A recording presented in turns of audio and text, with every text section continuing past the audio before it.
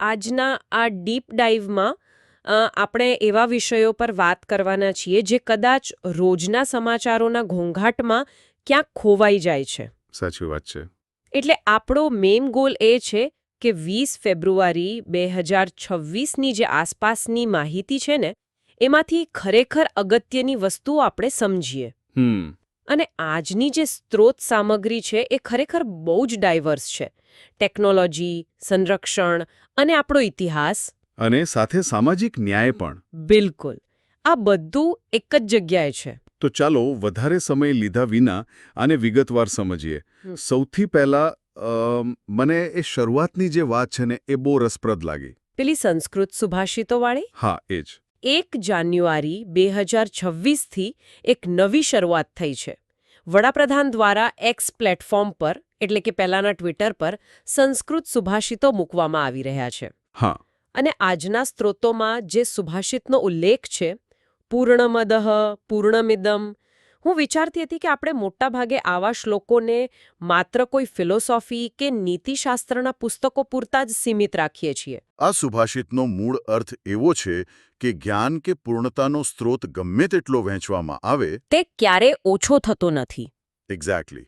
જ્ઞાનને વારંવાર વહેંચવાથી મૂળ જ્ઞાન સમાપ્ત નથી થતું. ઉલટાનું અનંત નવી શક્યતાઓ ઊભી થાય છે. જો આને આજના સંદર્ભમાં ડીકોડ કરીએ તો આ માત્ર કોઈ પરીક્ષાના નિબંધ પૂરતું નથી. અત્યારના ડિજિટલ યુગમાં જ્યાં માહિતી સેકન્ડોમાં ફેલાય છે ત્યાં આ વિચાર બહુ પ્રસ્તુત બની જાય છે. એટલે કે જ્ઞાન વહેંચવાથી એનું મૂલ્ય ઘટી જશે એવો જે ડર હતો એ દૂર થાય છે. હા, આ ખરેખર તો સાર્વત્રિક વિકાસ અને ચારિત્ર્ય ઘડતર તરફ ઇશારો કરે છે. બરાબર છે. અને જ્ઞાન વહેંચવાથી નવી શક્યતાઓ જન્મે છે. એ જ વાતને આપણે આજના પહેલા વિષય સાથે જોડી શકીએ. મેડિકલ સાયન્સ અને એઆઈ. હા, આર્ટિફિશિયલ ઇન્ટેલિજન્સ. 17 ફેબ્રુઆરીના રોજ કેન્દ્રીય આરોગ્ય મંત્રી જગત પ્રકાશ નડ્ડા દ્વારા ઇન્ડિયા એઆઈ ઇમ્પેક્ટ સમિટમાં 2 બહુ જ મહત્વની ડિજિટલ હેલ્થ પહેલો લોન્ચ કરવામાં આવી. સાહી અને બોધ. બિલકુલ. સહી અને બોધ. છેલ્લા કેટલાક સમયથી હોસ્પિટલોમાં એઆઈનો ઉપયોગ વિશે આપણે ઘણી ચર્ચાઓ સાંભળી છે. પણ આ 2 પ્લેટફોર્મ આખી સિસ્ટમને એક ચોક્કસ માળખું આપવા જઈ રહ્યા હોય એવું લાગે છે. ચોક્કસ. આ બંને પહેલોને ખરેખર એક ક્રાંતિકારી પગલાં તરીકે જોઈ શકાય. ખાસ કરીને નેશનલ હેલ્થ પોલિસી અને આયુષ્માન ભારત ડિજિટલ મિશનના પાયા પર. જે 2020માં શરૂ થયેલું ને? હા. આનો મેઇન હેતુ ભારતના આરોગ્ય ક્ષેત્રમાં એઆઈનો સુરક્ષિત અને નૈતિક ઉપયોગ શરૂ કરવાનો છે. એટલે જો સાહીની વાત કરીએ તો તેનું પૂરું નામ strategy for artificial intelligence and healthcare for India છે. સાચી વાત. અને આ કોઈ સોફ્ટવેર નથી, આ એક માર્ગદર્શિકા છે, એક રોડમેપ છે. ઓકે. તે કેન્દ્ર અને રાજ્ય સરકારો માટે એઆઈ કઈ રીતે અપનાવવું તેનું સત્તાવાર માળખું પૂરું પાડે છે. જેમ કે ટીબી નાબૂદી જેવા લક્ષ્યો હાંસલ કરવા હોય તો તેમાં એઆઈ ડેટાને કેવી રીતે એનાલાઇઝ કરશે. હા, અને સાથે જ દર્દીઓની ગોપનીયતા, પ્રાઇવસી કેવી રીતે જળવાશે તેના નિયમો સાહી નક્કી કરે છે. એટલે એમ કહી શકાય કે એસએચઆઈ એક પ્રકારની ટ્રાફિક પોલીસ જેવું કામ કરશે. એ ધ્યાન રાખશે કે ટેકનોલોજીની દોડમાં નૈતિકતા અને નિયમોનો ભંગ ન થાય. એકદમ સાચું. પણ આમાં જે બીજી પહેલ છે, બોધ, મને થોડી વધુ ટેકનિકલ લાગી. આઈઆઈટી કાનપુરના સહયોગથી બનેલું આ પ્લેટફોર્મ એક સેન્ડબોક્સ તરીકે ઓળખાય છે. આ સેન્ડબોક્સ શું છે એ થોડું સમજાવશો? હા, ચોક્કસ. અહીં નોંધપાત્ર બાબત એ છે કે સેન્ડબોક્સને સમજવા માટે આપણે ફ્લાઇટ સિમ્યુલેટરનું ઉદાહરણ લઈ શકીએ. અચ્છા. પાયલટને સીધો જ મુસાફરો ભરેલા અસલી વિમાનમાં તો બેસાડી દેવાય નહીં. ના જ બેસાડાય. એટલે પહેલા તેને સિમ્યુલેટરમાં તાલીમ અપાય છે. જ્યાં ભૂલ થાય તો પણ કોઈ વાસ્તવિક નુકસાન ન થાય. બોધ આવું જ એક સિમ્યુલેટર છે. ઓકે. એટલે મેડિકલ એઆઈ માટેનું સિમ્યુલેટર? હા. આ એક સુરક્ષિત પ્લેટફોર્મ છે જ્યાં નવી મેડિકલ એઆઈ ટેકનોલોજીનું પરીક્ષણ થશે. પણ અહીં જ મને એક પ્રશ્ન થાય છે કે ડેટા પ્રાઇવસીનું શું? જો એઆઈ મોડેલ્સને તાલીમ આપવા માટે વાસ્તવિક મેડિકલ ડેટાનો ઉપયોગ થવાનો હોય તો દર્દીઓની ઓળખ જાહેર થવાનું મોટું જોખમ નથી? વોટ્સ ફેસિનેટિંગ હિયર ઇઝ આ જ બોધ પ્લેટફોર્મની સૌથી મહત્વની વિશેષતા છે. આમાં ડેટાનો ઉપયોગ તો થશે પરંતુ તે સંપૂર્ણપણે એનોનિમાઇઝ્ડ હશે. એટલે કે ઓળખ છુપાવેલી હશે. બિલકુલ. દર્દીનું નામ, સરનામું કે એવી કોઈપણ માહિતી ડેટામાંથી હટાવી દેવામાં આવશે. સિસ્ટમ પાસે માત્ર રોગ, તેના લક્ષણો અને મેડિકલ હિસ્ટ્રીની જ માહિતી હશે. આ તો બહુ જ જરૂરી છે. અને આનાથી બીજો એક મોટો ફાયદો એ થશે કે એઆઈમાં આવતા પૂર્વગ્રહ એટલે કે બાયસને રોકી શકાશે. હા, આ બાયસવાળી વાત મેં પણ વાંચી હતી. જો કોઈ એઆઈ મોડલ માત્ર શહેરી દર્દીઓના ડેટા પર જ ટ્રેન થયું હોય તો તે ગ્રામીણ વિસ્તારના દર્દીના રિપોર્ટ વાંચવામાં ભૂલ કરી શકે. બરાબર. એટલે બોધ પ્લેટફોર્મ આખા દેશના અલગ અલગ ડેટા પૂરા પાડીને આ ખામીઓને અગાઉથી જ પકડી લેશે. સાચી વાત. આ જ્ઞાન એટલે જરૂરી છે કારણ કે ભવિષ્યમાં સૌનો મેડિકલ ડેટા આ જ રીતે જ સુરક્ષિત બનવાનો છે. હવે મેડિકલ ઇન્ફ્રાસ્ટ્રક્ચરથી થોડા આગળ વધીએ.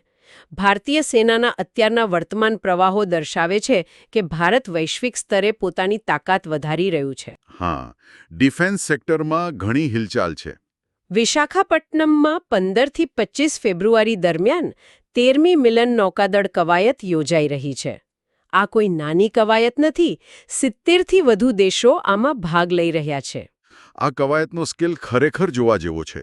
જો આપણે 1995ના વર્ષ સાથે સરખામણી કરીએ ને, જ્યારે આ શરૂ થયેલી, હા, ત્યારે આંદમાન નિકોબાર કમાન્ડ હેઠળ માત્ર 4 દેશો આમાં જોડાયા હતા: ઇન્ડોનેશિયા, સિંગાપોર, શ્રીલંકા અને થાઇલેન્ડ. અને આજે 70 દેશો, જર્મની, ફિલિપાઇન્સ અને યુએઈ જેવા દેશો પહેલીવાર આમાં જોડાઈ રહ્યા છે. આ ભારતની એક્ટ ઈસ્ટ પોલિસી અને મહાસાગર વિઝનનું સીધું પરિણામ છે. આ વખતે ત્યાં એક મિલન ગામ પણ બનાવવામાં આવ્યું છે, જેની થીમ છે ભાઈચારો, સહકાર અને સહયોગ. પણ જ્યારે 70 અલગ અલગ દેશોની નૌકાદળ એકસાથે આવે, ત્યારે આટલા બધા જહાજો એકસાથે ઓપરેશન કઈ રીતે પાર પાડી શકે? અહીં જ ઇન્ટરઓપરેબિલિટી એટલે કે આંતર કાર્યક્ષમતાનો રોલ આવે છે. આ કવાયત 2 તબક્કામાં વહેંચાયેલી છે: હાર્બર ફેઝ અને સી ફેઝ. ઓકે. હાર્બર ફેઝમાં બંદરો પર આ તમામ દેશોના અધિકારીઓ મળે છે અને એકબીજાની સિસ્ટમ સમજે છે. અને સી ફેઝમાં દરિયામાં વાસ્તવિક ઓપરેશન્સ થાય છે. એટલે જો દરિયામાં કોઈ મોટી કુદરતી હોનારત આવે તો કઈ ફ્રીક્વન્સી પર વાત કરવી એ બધું અગાઉથી નક્કી થાય. હા, સંયુક્ત રીતે સર્ચ અને રેસ્ક્યુ ઓપરેશન કઈ રીતે કરવું એનું પરીક્ષણ થાય છે. અહીં સૌથી રસપ્રદ બાબત એ છે કે દરિયામાં તો તાકાત દેખાઈ રહી છે, પણ જમીન પર પણ કવાયત ચાલુ છે. રાજસ્થાનના જેસલમેર પોખરણ ફાયરિંગ રેન્જમાં વજ્રઘાત કવાયત. હા, ભારતીય સેનાના વ્હાઇટ ટાઇગર ડિવિઝન દ્વારા અહીં કેન્દ્ર સ્થાને K9 વજ્ર તોપ છે. આ K9 વજ્ર સિસ્ટમ દક્ષિણ કોરિયાની K9 થંડરબર્ડથી વિકસાવવામાં આવી છે. આ સેલ્ફ પ્રોપેલ્ડ આર્ટિલરી ગન છે. એટલે તેને ખેંચવા માટે કોઈ ટ્રકની જરૂર ન પડે? ના, તે ટેન્કની જેમ પોતાની ચેઇન સિસ્ટમ પર ચાલે છે. રણની નરમ રેતીમાં પણ તે અત્યંત ઝડપથી ચાલી શકે છે. અને સંપૂર્ણ સ્ટીલ આર્મર છે આમાં. અને મેં એવું પણ જોયું કે આ તોપ નાટો સ્ટાન્ડર્ડનો દારૂગોળો પણ ફાયર કરી શકે છે. આ ફીચર પાછળનું શું કારણ હશે? આ બાબત સીધી વ્યૂહાત્મક સ્વાયત્તતા સાથે જોડાયેલી છે. જો કોઈ લાંબુ યુદ્ધ થાય અને સપ્લાય ચેઇન તૂટી જાય તો આપણે માત્ર કોઈ એક જ પ્રકારના દારૂગોળા પર નિર્ભર ન રહી શકીએ. બરાબર છે. નાટો સ્ટાન્ડર્ડ દારૂગોળો વાપરવાની ક્ષમતાથી ભારત વિશ્વના અનેક દેશો પાસેથી સીધો દારૂગોળો મેળવી શકે છે. એટલે લોજિસ્ટિક્સમાં બહુ મોટી રાહત રહે. અને આ જ કડીમાં 16 ફેબ્રુઆરીના રોજ હિન્દ મહાસાગરમાં ભારત અને થાઇલેન્ડ વચ્ચે વાયુસેનાની ઇન-સીટુ કવાયત પણ યોજાઈ. જે ભારતની વધતી સૈન્ય પહોંચ દર્શાવે છે. હવે સરહદોની સુરક્ષાથી થોડા દેશની અંદર તરફ ભૌગોલિક અને ઐતિહાસિક સફર પર જઈએ. 20 ફેબ્રુઆરીની તારીખ ઐતિહાસિક રીતે બહુ મહત્વની છે. હા, 187માં આ જ દિવસે 2 નવા પૂર્ણ રાજ્યો અસ્તિત્વમાં આવ્યા હતા. મિઝોરમ, જે 23મું રાજ્ય બન્યું, અને અરુણાચલ પ્રદેશ, જે 24મું રાજ્ય બન્યું. આ બંને રાજ્યોની સ્થાપના પાછળનો ઇતિહાસ બહુ લાંબો છે. જો મિઝોરમના ઇતિહાસ પર નજર કરીએ તો અગાઉ તેને લુશાઈ હિલ્સ તરીકે ઓળખવામાં આવતું હતું. પણ અહીં સૌથી મોટો વળાંક 1959ના વર્ષમાં આવ્યો, જ્યારે ત્યાં મોતમ દુષ્કાળ પડ્યો. આ દુષ્કાળ વિશેની વિગતો ખરેખર ચોંકાવનારી છે. આ વિસ્તારમાં વાંસના જંગલોમાં એક સાથે ફૂલ ખીલે છે અને પછી ઉંદરોની વસ્તીમાં અચાનક વિસ્ફોટ થાય છે. લાખોની સંખ્યામાં ઉંદરો બધો જ પાક ખાઈ જાય છે. અને આ પ્રકૃતિની ઘટનાએ આખા પ્રદેશમાં ભયંકર ભૂખમરો લાવી દીધો. અને આ દુષ્કાળ પછી એક મોટો રાજકીય સંઘર્ષ શરૂ થયો. વહીવટી સિસ્ટમ નિષ્ફળ રહી, લોકોમાં અસંતોષ વધ્યો અને તેમાંથી મિઝો નેશનલ ફ્રન્ટ એટલે કે MNFનો ઉદય થયો. હા, અને પછી તો સશસ્ત્ર બળવો થયો. દાયકાઓ સુધી સંઘર્ષ ચાલ્યો. છેવટે 1986માં શાંતિ કરાર થયો અને પછી મિઝોરમ રાજ્ય બન્યું. આ જ દિવસે અરુણાચલ પ્રદેશ પણ રાજ્ય બન્યું હતું, જેને અગાઉ નેફા કહેવાતું. તેની રાજધાની ઈટાનગરનું નામ 14મી સદીના ઈટા કિલ્લા પરથી પડ્યું છે. એ પણ એક રસપ્રદ ઐતિહાસિક ઉલ્લેખ છે. સાચી વાત છે. તો આ બધાનો અર્થ શું છે? આ ઐતિહાસિક સંઘર્ષો આપણને આજના છેલ્લા વિષય પર લઈ જાય છે, વિશ્વ સામાજિક ન્યાય દિવસ, જે 20 ફેબ્રુઆરીના રોજ જ હોય છે. હા, સંયુક્ત રાષ્ટ્ર દ્વારા 2007માં આની જાહેરાત થઈ હતી અને 2026ની થીમ છે renewed commitment to social development and social justice. આ નિમિત્તે નવી દિલ્હીમાં રાષ્ટ્રીય કાયદા યુનિવર્સિટી અને સામાજિક ન્યાય વિભાગ દ્વારા એક કાર્યક્રમ પણ યોજાયો, જેમાં બંધારણની પ્રસ્તાવનાનું સામૂહિક વાંચન કરવામાં આવ્યું હતું. આ બહુ મોટો સંકેત છે. આ વાંચન સ્વતંત્રતા, સમાનતા અને બંધુત્વ સાથે સામાજિક, આર્થિક અને રાજકીય ન્યાય પ્રત્યેની પ્રતિબદ્ધતા દર્શાવે છે.